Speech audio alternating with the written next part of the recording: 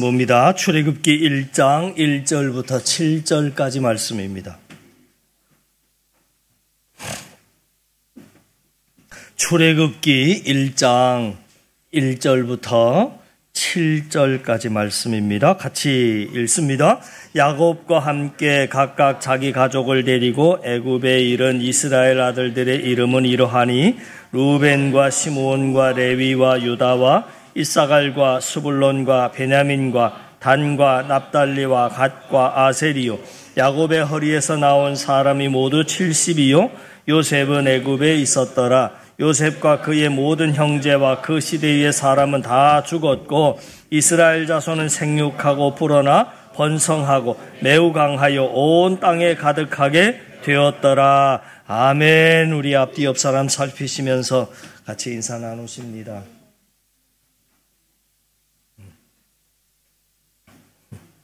우리는 출애굽기의 시작인 1장 말씀을 통해서 우리가 믿는 하나님이 어떤 분이신지를 알 수 있는데요.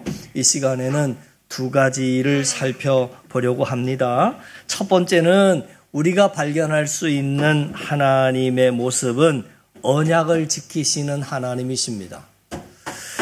창세기서 15장 5절 6절에 하나님이 아브라함에게 약속을 하셨는데 무슨 약속을 하셨느냐면 여러분 한번 같이 읽어나가시면 좋겠습니다. 그를 시작. 그를 이끌고 밖으로 나가 이르시되 하늘을 우러러 뭇별을 셀 수 있나 보라. 또 그에게 이르시되 내 자손이 이와 같으리라. 아브라함이 여호와를 믿으니 여호와께서 이를 그의 의로 여기시고 이렇게 나와 있습니다. 그리고 창세기는 아브라함의 후손인 이삭과 야곱과 요셉의 시대에 이르러서 아브라함의 후손이 70명까지 늘어나 있는 것을 보여주고 그 70명이 요셉이 총리로 있었던 애굽으로 이주하고 그렇게 창세기는 막을 내립니다. 그리고 출애굽기가 시작하기까지 세월이 지나는데 400년이라고 하는 시간이 흘러갑니다. 400년이라고 하는 시간이 흐르는 동안 애굽으로 이주했던 70명의 아브라함의 후손들은 어떻게 됐는가? 그것에 대한 답으로 오늘 1절이 시작이 되는 겁니다. 1절을 한번 보시죠.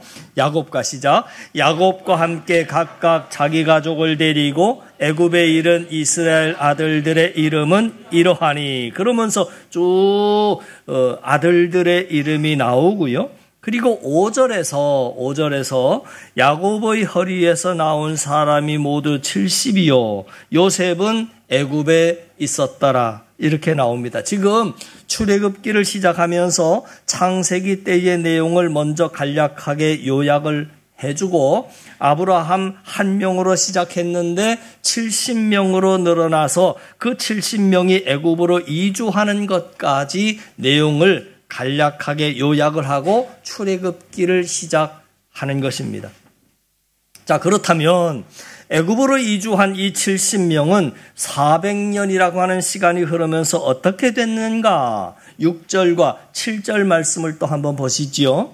요셉과 시작. 요셉과 그의 모든 형제와 그 시대의 사람은 다 죽었고 이스라엘 자손은 생육하고 불어나 번성하고 매우 강하여 온 땅에 가득하게 되었더라. 아멘. 400년이 지나면서 당연히 그 70명은 다 죽었습니다. 그러나 그 후손들이 기하급수적으로 불어났다 하는 것입니다. 그 불어난 폭발적인 인구 성장을 오늘 성경에는 4가지의 단어를 열거함으로 강조하고 있습니다. 그 4가지의 단어는 첫째, 불어남, 번성함, 강함, 가득, 이런 4가지 단어를 7절에 계속 나열을 하면서 얼마나 큰 후손들의 번성함이 있었는지를 보여주고 있습니다. 우리는 이 7절 말씀을 통해서 창세기서 15장에 하나님께서 아브라함에게 하셨던 약속, 너희의 자손이 하늘의 별처럼 많아질 것이라고 하는 그 약속을 얼마나 하나님이 신실하게 지키셨는지를 확인할 수 있다는 겁니다. 400년 동안 이스라엘 자손이 불어났는데 얼마까지 불어났냐면 7절 말씀의 끝부분에 보니까 애굽의 온 땅에 이스라엘 백성들로 가득할 만큼 불어났다. 여러분, 이스라엘 백성이 나중에 애굽에서 떠날 때 파악하는 그 인구 숫자가 나오지요. 그때 20세 이상의 남자 장정만 60만 명이 출애굽을 합니다. 그때 당시에 여러분, 여자들과 아이들은 카운트다운이 되지 않습니다. 그래서 많은 학자들은 여자와 아이들 숫자까지 더해지게 되면 최소 200만 명 이상은 됐을 것이다. 그렇게 입을 모읍니다. 여러분, 70명이었던 한 가문이 애굽 나라에 들어왔다가 400년이 지나서 나갈 때는 최소 200만 명, 200만 명이라고 하는 숫자가 여러분 대충 감이 오십니까?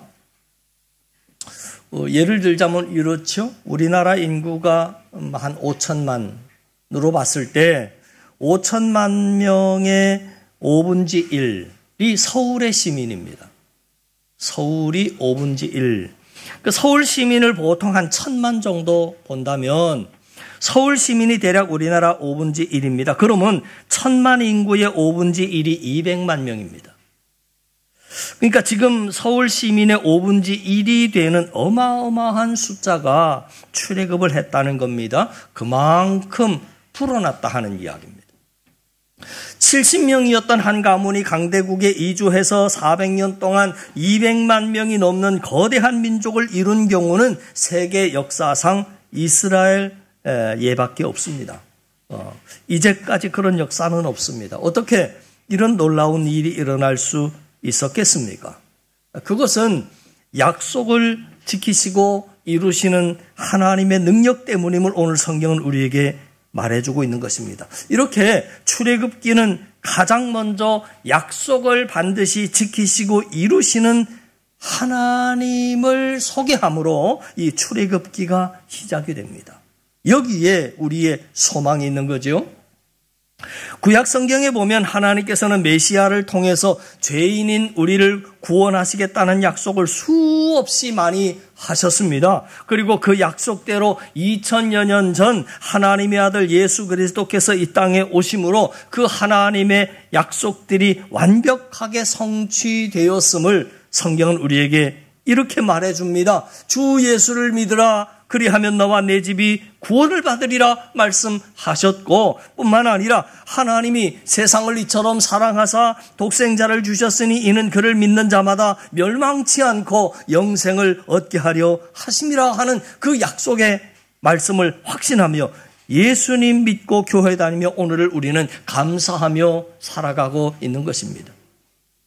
성경에 보면 하나님께서는 기도에 관한 약속도 정말 많이 하셨습니다. 시편 50편 15절에 보니까 환난 날에 나를 부르라 내가 너를 건지리니 네가 나를 영화롭게 하리로다. 환난 날에 기도하라는 말입니다. 그러면 내가 너를 건지겠다 약속하십니다. 그리고 이 약속이 얼마나 정확하게 성취되었는지를 성경에 나오는 수많은 인물의 삶을 통해서 증명해 보여주고 있습니다. 예레미야서 33장 3절에 보니까 너는 내게 부르짖으라 내가 내게 응답하겠고 네가 알지 못하는 크고 은밀한 일을 내게 보이리라. 기도하면 내가 응답하겠고 또 내가 알지 못하는 놀라운 일들을 행해 보이시겠다 하고 말씀을 하셨습니다. 이처럼 기도에 관련된 하나님의 약속은 엄청나게 많이 등장합니다. 그리고 하나님께서는 성경의 인물을 통해서 또 오늘날 하나님의 자녀로 살아가는 우리들의 삶을 통해서 하나님께서는 기도에 응답하시는 하나님이심을 우리에게 증명해 보여주고 계십니다. 오늘날 누가 기도하느냐면 기도에 대한 약속을 하나님이 반드시 지키신다 하는 그 사실을 믿는 사람이 바쁜 시간을 쪼개서 피곤해도 기도하는 겁니다. 우리는 다 바쁘고 할 일이 많고 항상 다 피곤한 사람들입니다. 그럼에도 불구하고 어떤 사람은 시간을 내서 꼬박꼬박 기도하는 이유가 무엇이겠습니까? 기도에 대한 약속을 반드시 지키시는 응답하시는 하나님을 믿기 때문입니다. 출애굽기를 보면 놀라운 기적의 역사가 많이 나오지만 그 말씀들을 가만히 살펴보면 놀라운 기적의 역사가 있기 전에 먼저 모세의 기도가 있었다 하는 것을 확인하게 될 것입니다. 모든 하나님의 역사와 기적 앞에는 반드시 이 둘 중에 하나가 나타납니다. 첫 번째는 하나님의 말씀에 대한 순종이 나오고요. 두 번째, 하나님의 사람들의 기도입니다. 모든 성경에 나오는 하나님의 기적과 역사 앞에는 말씀에 대한 순종 아니면 하나님을 향하여 부르짖는 기도가 꼭 나오더라 하는 것입니다. 창세기 때 아브라함에게 하셨던 약속을 하나님이 출애굽기에 이르러서 반드시 이루셨던 것처럼 우리가 기도에 대한 약속의 말씀을 붙잡고 하나님 앞에 우리 또한 기도하면 하나님께서는 반드시 응답으로 약속을 이루시는 줄을 믿으시기를 바랍니다. 자, 우리가 두 번째로 발견할 수 있는 하나님은 우리에게 고난을 허락하신다 하는 것입니다. 이스라엘 백성이 애굽 사람보다 수가 더 많아지자 애굽의 왕 바로가 위협을 느꼈습니다. 그래서 애굽의 왕 바로가 이대로 놔두면 안 되겠다. 저들이 더 많아지고 강해지는 것을 억제해야 하겠다. 그렇게 판단을 하고서는 이스라엘 백성을 노예로 부르면서 힘든 노동을 시키기 시작합니다. 그것이 오늘 본문의 8절, 9절, 10절, 11절까지 말씀인데 같이 한번 보시죠. 요셉을 시작. 요셉을 알지 못하는 새 왕이 일어나 애굽을 다스리더니 그가 그 백성에게 이르되 이 백성 이스라엘 자손들이 우리보다 많고 강하도다. 자, 우리가 그들에게 대하여 지혜롭게 하자. 두렵건대 그들이 더 많게 되면 전쟁이 일어날 때에 우리 대적과 합하여 우리와 싸우고 이 땅에서 나갈까 하노라 하고 감독들을 그들 위에 세우고 그들에게 무거운 짐을 지워 괴롭게 하여 그들에게 바로를 위하여 국고성 비돔과 라암셋을 건축하게 하리라. 이렇게 나와 있습니다. 애굽의 왕 바로가 내린 대책은 이스라엘 백성을 노예로 부리면서 굉장히 힘든 중노동을 시키자. 그래서 이스라엘 백성의 고통이 점점 커져만 갔습니다.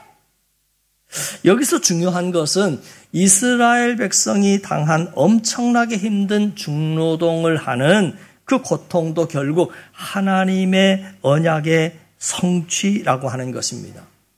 왜냐하면 창세기서 15장 13절에 보면 그것이 성취라고 하는 이유를 그렇구나 깨닫게 되는데 하나님이 이렇게 말씀하셨기 때문이지요.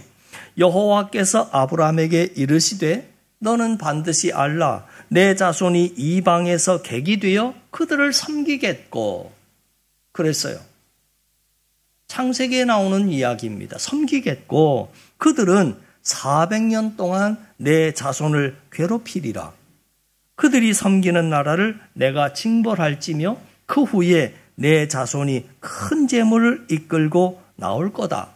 이렇게 창세기서에 하나님은 이미 아브라함에게 훗날 애굽에서 400년 동안 힘든 생활을 하게 될 것이라 미리 말씀을 하셨기 때문입니다.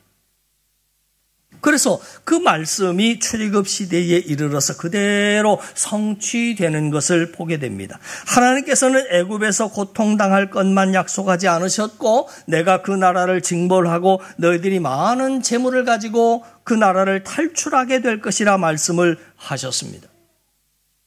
하나님께서는 애굽의 왕 바로가 이스라엘 백성들을 노예로 부리고 학대를 할 것을 미리 이미 알고 계셨습니다. 여기서 중요한 것은 하나님이 그 사실을 이미 다 알고 계시고 또 이스라엘 백성이 고통당하는 것을 보시면서도 막지 않으셨다.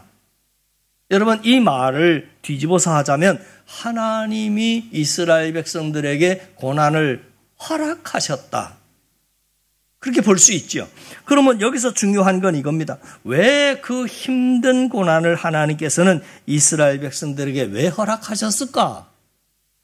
그 이유를 크게 세 가지로 정리할 수 있을 것 같습니다. 첫 번째, 애굽의 미련을 갖지 않도록 하기 위해서입니다. 여러분 생각해 보세요. 애굽이라고 하는 나라에 더 이상 미련을 갖지 않게 만들기 위해서인데 당시 애굽이라고 하는 나라는 최강대국이었습니다. 그리고 최고의 문명국가였습니다. 한마디로 말하자면 굉장히 나라가 풍성하고 살기 좋은 나라였다라고 하는 겁니다. 그러나 동시에 엄청난 우상 숭배의 죄악이 있었습니다. 그래서 하나님의 계획은 이스라엘 백성을 애굽에서 가나안 땅으로 인도해서 가나안 땅에서 말씀 위에 새로운 하나님의 나라를 건설하는 것이었습니다. 그런데 지금 있는 애굽이라고 하는 나라가 너무 살기 좋은 나라다 보니까 하나님께서 이스라엘 백성에게 너희 이제 애굽에서 나와서 가나안으로 향하라. 그러면 이스라엘 백성이 가려고 하지 않을 겁니다. 그래서 하나님께서는 고난을 허락하신 겁니다. 바로의 학대를 통해서 빨리 애굽을 아이고야 더 이상 못 살겠다 떠나야 하겠다는 생각이 들도록 그 고난을 허락하셨다는 겁니다. 그러면 오늘날도 마찬가지입니다. 우리가 죄악 가운데 하나님의 자녀임에도 불구하고 이 죄악이 주는 달콤한 유혹에 취해서 계속 그 죄악의 자리에 머물러 있으면 하나님은 어느 순간 고난을 허락해서 애굽의 만정이 떨어지게 만드십니다. 우리는 본능적으로 고난이 오지 않으면 죄악의 자리를 떠나지 않습니다. 우리의 마음과 시선은 항상 죄악에 끌리게 될 것이기 때문입니다. 그래서 하나님께서는 고난을 동원하셔서 죄악의 자리에서 나오게 하시는 겁니다. 오늘날 많은 성도가 고난을 만나면 대부분 고난을 없애달라고만 기도하지 이 고난 때문에 제가 영적 출애굽을 경험할 수 있도록 도와주십시오. 이 고난 때문에 죄악의 자리를 떠날 수 있게 도와달라고 기도하는 성도들은 거의 없습니다. 그렇지 않습니까? 하나님께서는 질병이라고 하는 고난, 진로의 고난, 사업의 고난, 물질의 고난, 가정의 고난 때문에 그 죄악의 자리에서 더 이상 미련을 갖지 않고 떠나기를 원하시는데 우리는 애굽에서 떠날 생각은 하지 않고 오직 고난만 없애주십시오. 바로왕이 우리에게 시키고 있는 이 노동만 없애주십시오. 그렇게 기도할 때가 많지 않느냐 하는 이야기입니다. 저는 하나님께는 고난을 동원해서라도 우리를 죄악의 자리, 애굽에서 떠나게 하시려는 하나님의 마음을 우리가 깨달아 알아서 모든 고난을 회개의 기회로 삼는 그런 우리 한사랑교회가 될 수 있기를 주님의 이름으로 간절히 축원합니다. 두 번째 하나님께서 고난을 허락하신 이유는 약속의 땅인 가나안 땅을 바라보게 하시기 위함입니다. 사람은 지금 사는 곳이 힘들면 힘들수록 새로운 곳을 바라보게 되어 있습니다. 그러면 반대로 여러분, 지금 사는 곳이 만족스러울수록 새로운 곳을 쳐다보지 않게 되겠지요. 그러면 이스라엘도 마찬가지입니다. 애굽이라고 하는 곳이 너무 살기 좋으면 가나안 땅 쳐다보지도 않을 겁니다. 그러나 바로 왕의 학대로 인해서 살기가 힘들어지기 시작하자 이스라엘 백성은 드디어 시선을 옮깁니다. 시선을 옮겨서 가나안 땅을 바라보기 시작합니다. 우리가 하나님의 자녀이고 교회는 다니지만 대부분 우리의 시선은 어디로 향하고 있고 우리의 마음과 관심은 어디로 쏠려 있냐면 그냥 먹고 사는 문제입니다. 그렇지 않습니까? 여러분 정말 기도할 때 기도 제목이 삶의 문제 해결해 주십시오 이게 아니라 저는 온통 관심이 하나님 나에게 주신 사명입니다. 그 사명을 이룰 수 있는 힘을 주시고 그 사명을 향한 길을 열어달라고 내 삶의 문제보다 그것을 먼저 놓고 많이 기도하는 그런 성도님들이 혹시 계십니까? 많지 않을 겁니다. 대부분 우리의 관심은 다 그냥 먹고 살고 즐기는 문제에만 우리의 관심이 쏠려 있습니다. 그래서 하나님은 우리의 삶 가운데 때때로 고난을 허락하시는 겁니다. 그 고난을 통해서 하나님이 나에게 주신 사명의 땅인 가나안 땅을 바라보게 만들더라 하는 겁니다. 사도행전 보세요. 여러분, 사도행전에 보시면 예수님의 제자들은 구원의 은혜도 받았고 사도행전 2장에 가면 성령의 능력도 받았습니다. 그런데 하나님께서 예수님의 제자들에게 구원의 선물과 성령의 능력을 주실 때는 분명한 목적이 있었습니다. 그 목적이 뭐냐면 오직 성령이 너희에게 임하시면, 그래놓고 그 목적을 말씀하시죠. 임하시면 너희가 권능을 받고 예루살렘과 온 유대와 사마리아와 땅끝까지 이르러 내 증인이 되리라. 그 사명 때문에 구원을 주시고 그 사명 때문에 성령의 능력도 주셨습니다. 그러면 제자들이 온 유대와 사마리아와 땅끝을 향하여 사명의 자리를 향해서 나가야 하는데, 여러분 보시는 바와 같이 사도행전 앞부분을 보세요. 제자들이 꿈쩍도 하지 않습니다. 주신 복만 받아 누리고 그걸 가지고 사명의 자리에 나갈 생각 자체를 하지 못하고 있었습니다. 그냥 예루살렘에 모여가지고 자기들끼리 은혜 나누고 자기들끼리 즐기고 있었습니다. 그래서 하나님께서 도저히 보다 못해서 쓰신 방법이 뭐냐면 하나님께서 예루살렘 교회에 큰 박해를 허락하십니다. 하나님이 로마 황제를 통해서 예루살렘에 큰 박해와 고난이 가해지게 해서 결국엔 그 박해 때문에 온 유대와 사마리아와 땅끝으로 갈 수밖에 없도록 하나님이 그렇게 만드시지 않습니까? 저는 우리 성도들이 고난의 문제 앞에서 기도할 때 고난의 문제만 해결해 달라고 기도할 것이 아니라 그 고난 가운데서 가나안 땅을 발견했으면 좋겠습니다. 내가 그동안 잊고 있었던 사명을 발견하게 되고 또 그 고난을 놓고 기도하다가 내가 가게 될 가나안 땅인 천국을 더 소망하고 더 사모하는 마음이 여러분 안에 임할 수 있게 되기를 주님의 이름으로 간절히 축원합니다. 자, 마지막으로 세 번째, 고난을 허락하신 이유는 이스라엘 백성들로 하여금 하나님을 찾고 하나님께 기도하게 하기 위해서였습니다. 여러분, 지난날 애굽에서 편안하게 잘 살 때는 이스라엘 백성이 하나님을 찾지 않았습니다. 우리도 마찬가지입니다. 그러나 하나님께서는 고난을 허락하셨고 그 노예 생활이 주는 고난 때문에 드디어 이스라엘 백성들은 하나님을 찾아 부르짖기 시작합니다.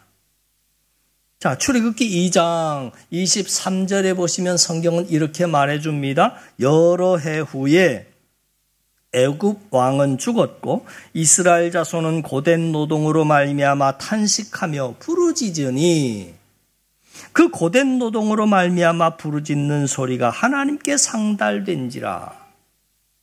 이 말씀을 보시면 이스라엘 백성이 하나님을 향하여 부르짖기 시작한 이유가 뭐라고 하는 거냐면 고된 노동으로 말미암아. 그래서 이전까지는 부르짖지 않았다는 겁니다. 그런데 고난이 시작이 되고 중노동이 시작이 되니까 그 고난으로 말미암아 드디어 부르짖기 시작하더라 하는 겁니다. 하나님께서 오늘날에도 동일하게 역사하십니다. 하나님의 택함받은 자녀이지만 하나님을 찾지 않고 기도가 없는 인생들, 이들이 하나님을 다시 찾고 하나님께 뜨겁게 부르짖어 기도하는 인생 만들기 위해서 하나님은 때때로 우리에게 고난을 허락하실 때가 있다 하는 겁니다. 여러분, 고난의 직면에서 기도하려고 하지 마시고 하나님이 말씀하실 때 말씀에 반응해서 기도를 시작하실 수 있기를 바랍니다.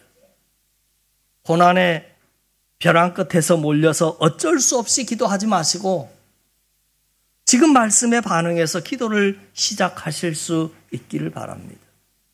그러면 큰 고난 없이도 죄악에서 떠나는 영적 출애굽의 역사를 경험하게 될 것입니다. 마지막으로 확인할 것은 이 질문에 여러분 한번 마음속으로 대답해 보세요. 질문할 테니까. 애굽의 바로 왕이 이스라엘 백성을 노예로 부리면서 중노동을 시킨 목적이 있었습니다. 중노동을 시킨 목적이 있습니다. 그 목적이 뭡니까? 이스라엘 백성의 수가 늘어나는 것을 막아야 되겠다. 그게 목적이었습니다. 인구 성장을 억제하기 위해서입니다. 그런데 어떤 결과가 나타났는가 성경을 한번 보시죠. 어떤 결과가 나타났는가 12절에 보시면 그러나 학대를 받을수록 더욱 번성하여 퍼져나가니 애굽 사람이 이스라엘 자손으로 말미암아 근심하여 이렇게 수가 더 증가하지 못하도록 학대를 가했는데 어떤 결과가 나왔느냐면 더욱 번성하여 퍼져나갔다. 그래 나왔어요. 우리는 이 내용을 묵상하면서 중요한 사실을 하나 깨닫게 됩니다. 지금 이스라엘 백성이 보여주고 있는 성도의 삶은 고난이 없는 삶이 아니라 고난이 어찌할 수 없는 삶을 지금 살고 있습니다. 보세요, 여러분. 고난이 없는 삶이 아니라 고난이 있는데 고난이 흔들 수 없는 삶을 사는 겁니다. 많은 사람이 예수님을 믿으면서 자주 오해하는 것이 있습니다. 예수님 믿고 교회 다니면 고난을 면제받는 줄로 안다 하는 겁니다. 엄청난 오해지요. 착각입니다. 그렇지 않습니다. 하나님의 자녀들도 세상 사람들처럼 똑같이 고난을 만나고 고난을 겪습니다. 어떤 때는 하나님의 자녀로서의 믿음 때문에 세상 사람들은 받지 않는 고난을 우리는 더 받을 때도 있습니다. 그러면 뭐가 다르냐면 하나님의 약속과 믿음 안에 서 있으면 어떤 고난이 와도 그 고난이 내 삶과 내 믿음을 흔들 수 없게 되더라 하는 겁니다. 어떤 고난이 와도 버틸 수 있는 힘을 하나님께서 주시기 때문입니다. 그 말씀을 오늘 지금 성경은 말해주고 있는 겁니다. 자, 바라기는 삶의 모든 고난의 요소들을 가지고 여러분이 하나님 앞에 나와 부르짖어서 죄악의 애굽으로부터 탈출하는 영적 출애굽의 은혜를 경험할 수 있기를 바랍니다. 또 고난 가운데 하나님이 나에게 주신 사명을 발견할 수 있게 되기를 바라고 고난 가운데 우리의 최종 목적지인 천국을 이 땅에서도 살고 그 소망의 나라에 또 들어가는 저와 여러분 우리 한 사람이 다 되실 수 있기를 주님의 이름으로 간절히 축원합니다. 기도드립니다. 하나님 아버지, 우리에게 닥쳐오는 고난의 요소들이 우리를 더 믿음의 사람으로 만들어간다는 것을 잊지 않고 감사함으로 버티고 인내하여 고비고비 넘겨 살아가게 하시고 삶이 힘들수록 주님께 더 부르짖는 그 부르짖음으로 오늘과 내일을 살아간 우리 한 사람이 되게 하옵소서. 다시는 죄악된 모습으로 돌아가지 않으려고 몸부림치는 그 모습 속에 주님 만 가지 복을 더하여 주시옵소서. 예수님 이름으로 기도하옵나이다. 아멘.